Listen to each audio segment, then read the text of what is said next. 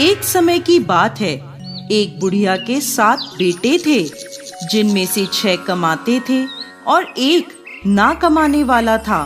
वो बुढ़िया 6 बेटों को अच्छा खाना बनाकर खिलाती, पर 7वें को उन सब का बचा कुचा झूठा खाना खिलाती थी।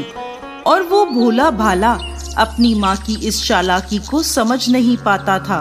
एक दिन वो अपनी पत्नी से बोला, मेरी माँ मुझसे बहुत प्यार करती है। तो उसकी पत्नी बोली, वो तुम्हें सबका बचा कुचा खाना खिलाती है।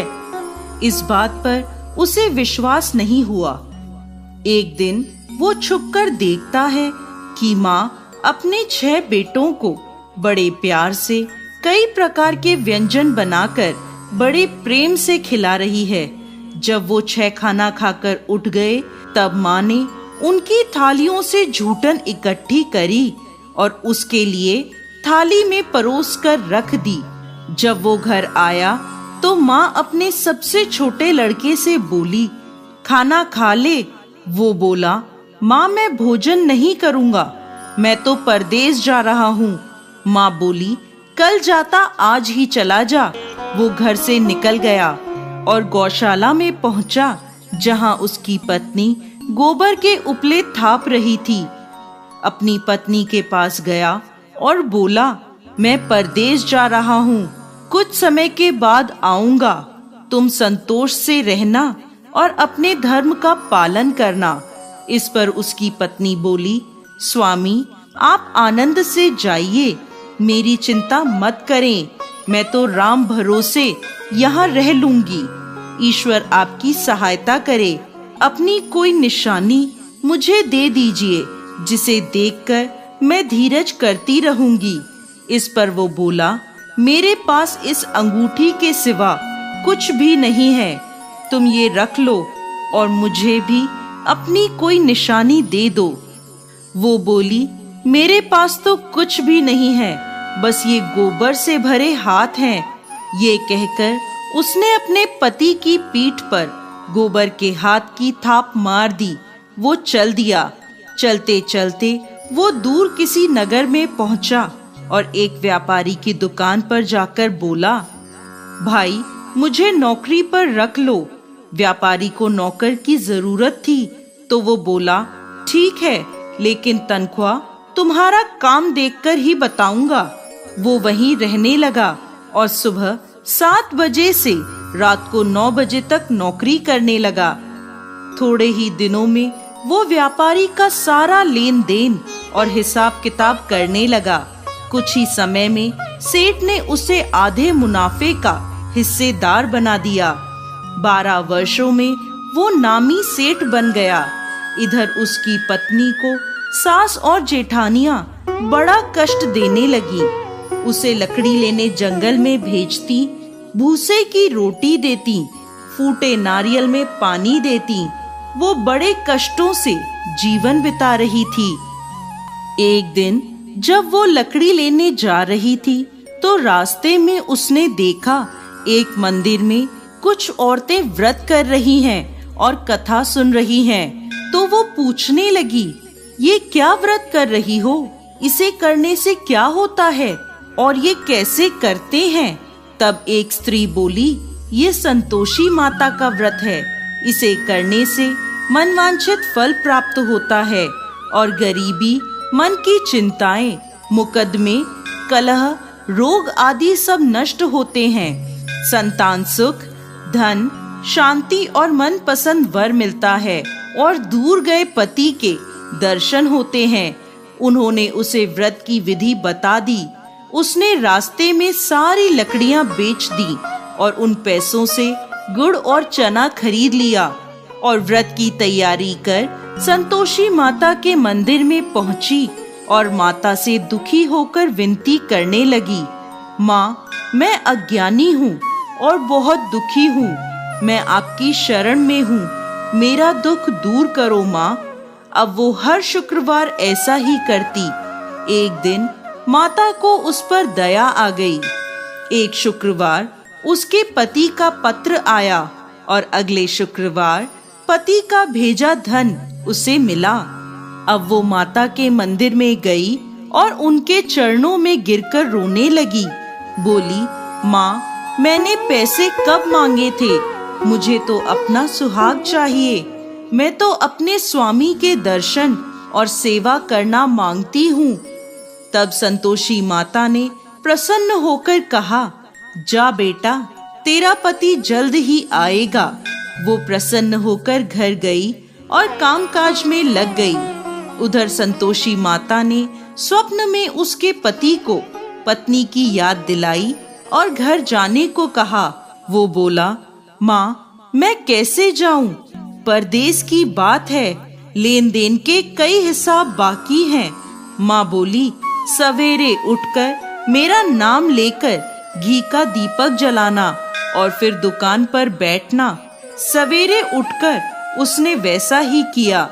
देखते ही देखते सारा लेन देन साफ हो गया और धन का ढेर लग गया। वो खुश होकर घर की ओर रवाना हो गया। उधर उसकी पत्नी रोज लकड़ी लेने जाती और संतोषी माता की पूजा अर्चना करती। एक दिन वो बोली, माँ, आज ये धूल कैसी उड़ रही है? माँ बोली, बेटी, तेरा पति आ रहा है। तू लकड़ियों के 3 ढेर बना, एक नदी के किनारे रख आ, एक यहाँ रख दे और तीसरा अपने सर पर रख ले। तेरे पति के दिल में इस लकड़ी के गट्ठर को देखकर मोह पैदा होगा और घर जाकर आवाज लगाना, सासू जी, लकड़ियों का गट्ठर लो, भूसे की रोटी दो और फूटे नारियल में पानी दो। आज मेहमान कौन आया है? उसने वैसा ही किया। घर गई, आंगन में लकड़ियों का गट्ठर रखकर बोली, सासू जी, लकड़ियों का गट्ठर लो, भूसे की रोटी दो और फूटे नारियल में पानी दो। आज मेहमान कौन आया है? ये सुनकर सास दौड़ी दौड़ी बाहर आई और अपने कष्टों को भुलाने के लिए कहने लगी, बेटी, तेरा पति आया है। आ, मीठे भात का भोजन कर और गहने और कपड़े पहन। इतने में उसका पति बाहर आया और उसके हाथ में अपनी दी अंगूठी देखकर माँ से पूछने लगा, माँ, ये कौन है? माँ बोली, बेटा, ये तेरी बहू है। पूरे 12 बरस हो गए ये दिन भर घूमती फिरती है, कोई कामकाज भी नहीं करती। तुझे देखकर नखरे कर रही है। वो बोला, माँ, मैंने तुम्हें और इसे दोनों को देख लिया है। अब मुझे दूसरे घर की चाबियां दे दो, मैं उसमें रहूंगा। माँ बोली, ठीक है, जैसी तेरी मर्जी। और माँ ने चाबियों का गुच्छा पटक दिया। बेटे ने अपना सामान दूसरे घर में रख दिया। देखते ही देखते उनके राजा के समान ठाट बाट हो गए। अगला शुक्रवार आया। वो अपने पति से बोली, मुझे संतोषी माता के व्रत का उद्यापन करना है। वो बोला, खुशी से करो। वो तैयारियों में लग गई। उसने जेठ के लड़कों को जीमने बुलाया। पीछे से जेठानियों ने अपने बच्चों को सिखा दिया, तुम खाने के बाद खटाई मांगना, जिससे उसका उद्यापन पूरा ना हो। लड़कों ने जीमते ही खटाई मांगी। तब वो बोली, नहीं नहीं, खटाई मैं नहीं दे सकती, ये संतोषी माता का प्रसाद है। लड़के बोले, तो फिर पैसे दे दो। भोली भाली समझ नहीं सकी और उन्हें पैसे दे दिए। वो उन पैसों से खटाई लेकर खाने लगे। इस पर संतोषी माता क्रोधित हो गईं। राजा के दूत उसके पति को पकड़कर ले गए। वो बेचारी रोती हुई माता के मंदिर में गई और बोली, माता, ये क्या किया? माता बोली, पुत्री, मुझे दुख है कि तुमने अभिमान करके मेरा व्रत तोड़ा है और इतनी जल्दी सब भूल गई। वो बोली, माता, मैंने तो कुछ गलत नहीं किया। मैंने भूल से लड़कों को पैसे दे दिए। मुझे क्षमा करो, मैं दोबारा तुम्हारा उद्यापन करूंगी। माता बोली, जा, तेरा पति रास्ते में आता हुआ मिलेगा। वो चली गई। रास्ते में उसे उसका पति आता हुआ दिखा। उसके पूछने पर बोला, राजा ने मुझे मिलने के लिए बुलाया था। अगले शुक्रवार उसने फिर उद्यापन किया। जेठ के लड़कों को बुलाया। जेठानियों ने फिर उन्हें सिखा दिया। लड़के भोजन के पहले बोले, खटाई मिलेगी? तब वो बोली, खटाई नहीं मिलेगी।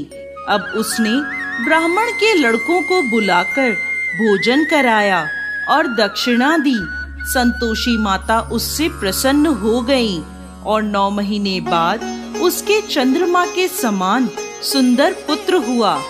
वो अपने पुत्र को लेकर रोजाना मंदिर जाने लगी। एक दिन संतोषी माता ने सोचा, ये रोज यहाँ आती है, आज मैं इसके घर जाकर इसका ससुराल देखती हूँ। ये सोचकर संतोषी माता ने भयानक रूप धारण करा। गुड़ व चने से सना मुख, सूंड के समान होठ, जिन पर मक्खियां भिनभिना रही थी, ऐसी सूरत में वो उसके घर गईं।